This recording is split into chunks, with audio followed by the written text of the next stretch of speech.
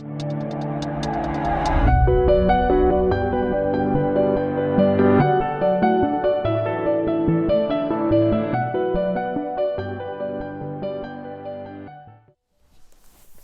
nearly there.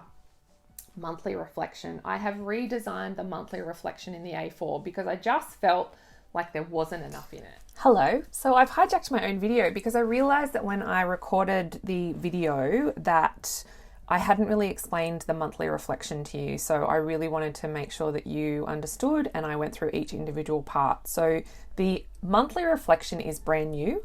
I spoke to a couple of people who I highly regard who love the planner, and we mapped this out. And so I'm really grateful to them for helping me make this happen.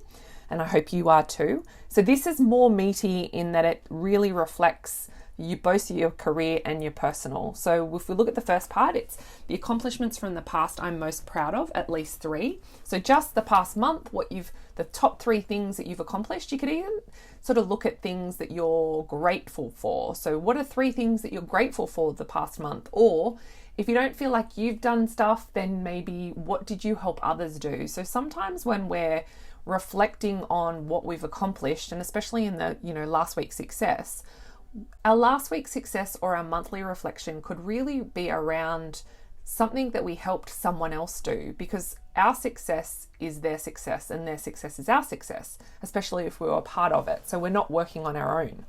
And so what are you most proud of the last month? What did I learn this last month? That's really powerful to see and to reflect back on at the end of the year. What did you learn about yourself, about your workplace, about your colleagues, about your peers, about the world this past month? And then, how did you celebrate your successes? Sometimes we don't actually proactively go out and celebrate our successes, but what I want you to get in the practice of is the importance of celebrating our successes and attaching gifts to yourself and affirmations to yourself around things that you've accomplished. The savings check-in is all around checking in from the goals that you set in the careers section. And so each month you get to check in with your goals and seeing how far you've come. We didn't really have any financial stuff in the planner. So I just wanted to add this to, help kind of support that area of your life. It's not just in the front of the planner in the where are you now and now which way. It's now also in the career, but in setting your goals and what you would like to achieve financially in a small way. And then you reflect on that every month with a little thermometer, and you can kind of draw and colour in. And what I would like to work on this month is really around the priority focus for the month, making sure it could be a personal priority, it could be a work priority. It's just whatever you see that you want to be the underlying focus for the month. So the major blocks is around how will you work through anything that might be overwhelming you, any sort of things that you foresee that's going to stop you from doing or getting what you need or want from your goals and aspirations, and then who could help you overcome that. So say, for example, you've got a massive marketing plan that you've got to do, or you've got big jobs to do throughout the week or the month. Bring in accountability partners, bring in people that can help you get those things done so that you don't feel like you're having to do it on your own. And I think sometimes when we're overwhelmed, it's because we feel like we're having to do it on our own, no one cares, all those sorts of things, and we can kind of get into a negative Nancy about it. But it's like, well, who could help you, or what could help you get through whatever it is that you foresee as a block this month? The new part is the personal goals progress. This is really important because I think we do it at the beginning, we do it each quarter, but then this is just now a monthly reflection on, what area of your life did you focus on last month? And what area of your life would you like to focus on this month from a personal focus? And then the 90-day goals, so top 3 actions for the month on the priorities, going back and reflecting on your 90-day goals. What would you like to make sure that you get done and accomplish? The more you focus on what you can do, the less you have to worry about it, because it kind of happens.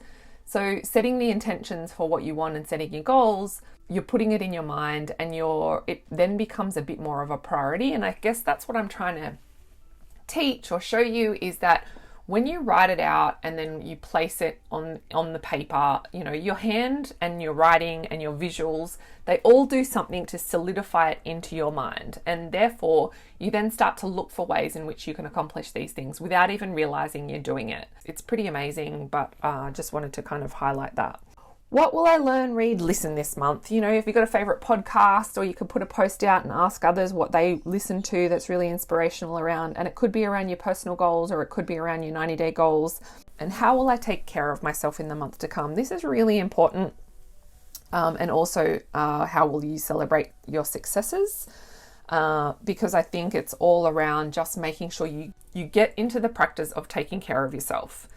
It doesn't have to be massive. If you look at some of the blogs on my website, there's some really great stuff around transformation, and it's in the resources and news section. And that really kind of shows you how I, on a day-to-day basis, get lessons in life to move me into a new way of doing things. And the more you practice moving into this new way, the more it will come to be and come to pass. And so the other thing is the monthly plan. So this is where you plan out your month.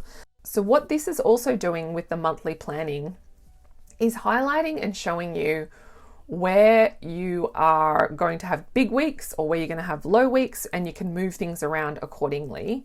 But it also helps you manage your time more wisely. When you realize that you've got things going on that are a bit big, you're more inclined to say no to people who just sort of use you in emergencies, because you know that your plate's already full. When you're not looking at what you've got to do, you therefore don't realize how much you've got to do, and that's when you say yes to things. And so practice is all around helping you to minimize having to say yes all the time.